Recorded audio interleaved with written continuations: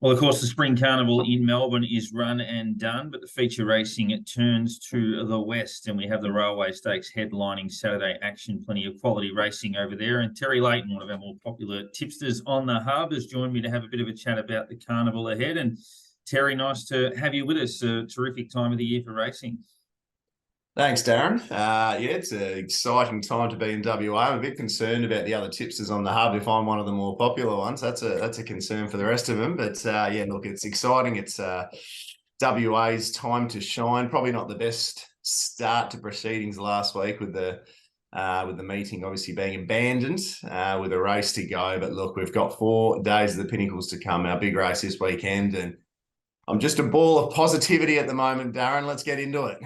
Well, it's warm. I know they've moved the schedule a little bit, but Damien Oliver, obviously, everyone in Melbourne has said their farewells, but he will conclude in the West, his home state. And obviously, most of his legacy has been on the East Coast, but a great chance for the other Western Australians to bid farewell. It's huge, mate. He's actually at Ascot on Saturday this week. He's suspended, I believe. He would have been riding there, I'd say. And he's going to be signing autographs and meeting people. And there's luncheons, and it's a fitting send-off, I should say, for a serious player in our game, the GOAT. They're calling him. I'm hoping in the Damien Oliver Gold Rush that we can. Hopefully send him off a winner that day. Geez, I'd love to own one that goes around with him on it in the on his last day riding from a personal point of view. Wouldn't that be anything? But geez, I'd be surprised if he's not going out with a bang. I reckon they say, what do a lot of good footy players say? They say they want to go out still at the top of their game, or they retire after a good season. He could keep going, couldn't he? I think so. My favourite saying, I think, is you'd rather be missed than dismissed. And I think he's That's certainly good. I like that. In that sort of category. Obviously, a massive day tomorrow. The railway is scheduled for 9:10 Eastern time, 6 local time. And Darren, I should just jump in there. There's been a weather forecast update. It's actually a degree hotter than it was meant to be. So if there's any more increases in the temperature, the meeting could be in a little bit of doubt, and there might be some talk of moving it. But for now, we're still going ahead. But just watch that temperature gauge. We don't want it to go up any higher. The bulb or whatever it is. But yeah, the track conditions and the weather usually plays a part if we're talking about wet tracks, slow, fast, all of that type of stuff. Do you factor in extreme heat and those sorts of situations in what it does to timing, horses, etc.? Well, look, extreme heat usually means a drier track as the day goes on, obviously, as well, which is obviously going to assist those closer to the speed. Look, the biggest thing at Ascot is the wind. If we get an easterly, it tends to suit those closer to the speed, or even leading. If we get a westerly, it's in your face down the back straight. So it tends to suit those with a bit of cover. It's a funny one. There's an easterly, then there's a westerly in the afternoon, and then it could be switching back to an easterly again. So look, we could get that many different changes of wind. It'll be probably like me on the couch on a Sunday, to be honest, after the big day. Shouldn't have said that one, probably.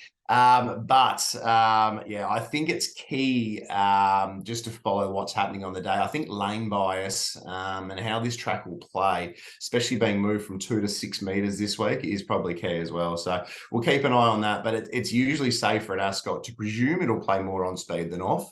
But yeah, just see how we go on the day. In the railway, 3 at the top of the markets. You got the informed Jamie Carr hit back hard at Flemington with Tavalu for Lindsay Smith. You've got the Williams runner for Willie Pike, Alsafina, and then Roots for Chris Waller, who's always around the mark in Group 1s. But how are you reading the feature? Well, the biggest thing I can talk about is I'm not a huge Eastern States player, as you know. So, but the thing, I don't think our locals, I should start by saying it's a great railway stakes. It's a competitive railway stakes. As I was reminded yesterday, there's a lot of horses above this 100 rating minimum, 102 minimum, which is unheard of. There's a lot of horses usually in the low 90s that are chasing a start in this race. But look, I do have a lot of respect for horses coming across for this. I think if Roots had have drawn where Tuvalu's drawn in 4 and Tuvalu's out in 15, the mark would be the opposite. But it hasn't. Roots is going to have to go back. And is that where you're going to want to be at Ascot at this stage of the day? Who knows? I'm happy focusing on the horses closer to the speed.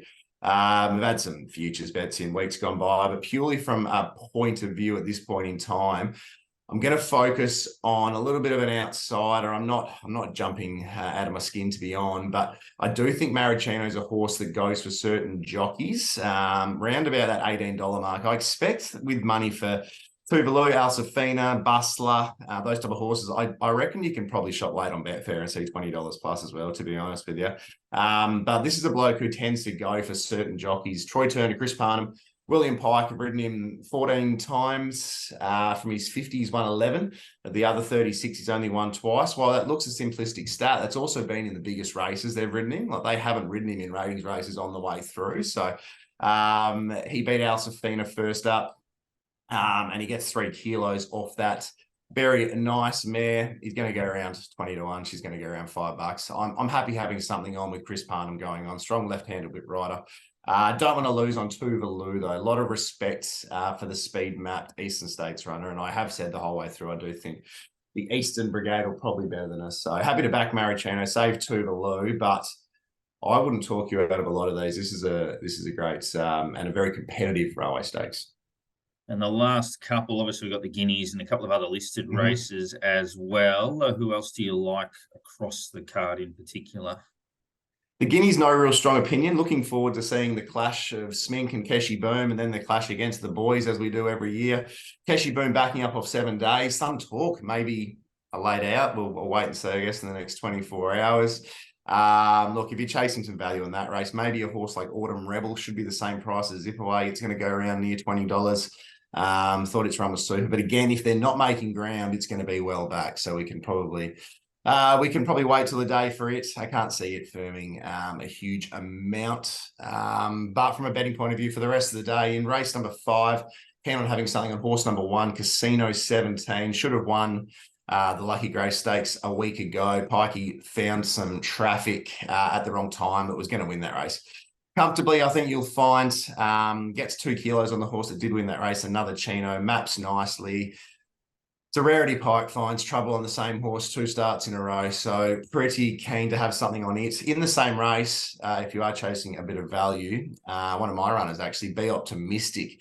The hoop got off last start and said I would have won that by 3 lengths with normal luck. So we will probably snag again. We're probably going to need luck again. But look, some of these leaders could be a little bit of a query. If they bunch and a horse can sail down the outside, or even Clint can find a path that Pikey can't, it's going to go around. Oh, it's already 20 to 1. It's already only been drifting since markets open, so it's going to go around a price. So we can probably have something on that if you're more of a value player than the $2.50 or so for Casino 17. What else we got for you, Darren? Like the Railway Stakes, something small, Maricino. And in race number 6, again, I'm hoping it's playing on speedish at this stage of proceedings. I think Big Screen, horse number 9, might represent a little bit of value. They'll go to the top. It dropped 7 kilos on its last effort against Desaneo. I'm not convinced the 66, 72 pluses up to these listed races. There's huge amounts in it. We are seeing some of these horses competing at the highest level that were in ratings races 3 or 4 starts ago. So look, if it's suiting those and the rail's good, I think Troy Turner can give you a big kick. And in that same race, I do really like Magnificent Andy, horse number 2. It just comes down to price and who is better value. I'm around about $3.70 Magnificent Andy and about $8 Big Screen. So happy to not lose on either of those and make the better the 2 prices the result. And just finally, when it comes to lay betting, what's the definitive points that will make you pull the trigger? Like what everything that has to line up for you to decide, yep, I'm not just against this horse, but I'm, I guess, financially against this horse?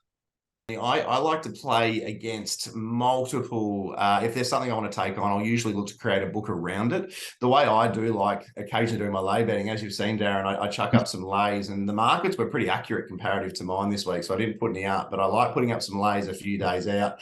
I often will back pending how confident I am at the time, but I like to lay them when I think they'll drift in the market, and then I can back them back and just create a green book or a saver on a horse that I don't tend to like. So that's the usual way I'll play the race. But from a laying point of view, I mean, the way I'm too opinionated, and that's the problem. So if I was a perennial lay punter and taking $1.20, $1.30 and laying things at $3, $4, $5 about my money, I think I'd lose. I don't think it would work for me long term. But one thing I do like to do is when I don't like a favourite and I can lay the place at sort of $1.16, $1.18, $1.20, $1.30, get $3, $4, $5 my money. That's more of a situation I like. If a race shape's not suiting, or if I think something's being overbet on the whatever trainer jockey combination, whatever it is, that's how I play. So I'm probably a little bit different in that sense. Very good luck for the carnival starting, of course, tomorrow. We're looking forward to it. Thanks, Darren. Always a pleasure. Chances are you're about to lose. For free and confidential support, call the number on the screen or visit the website.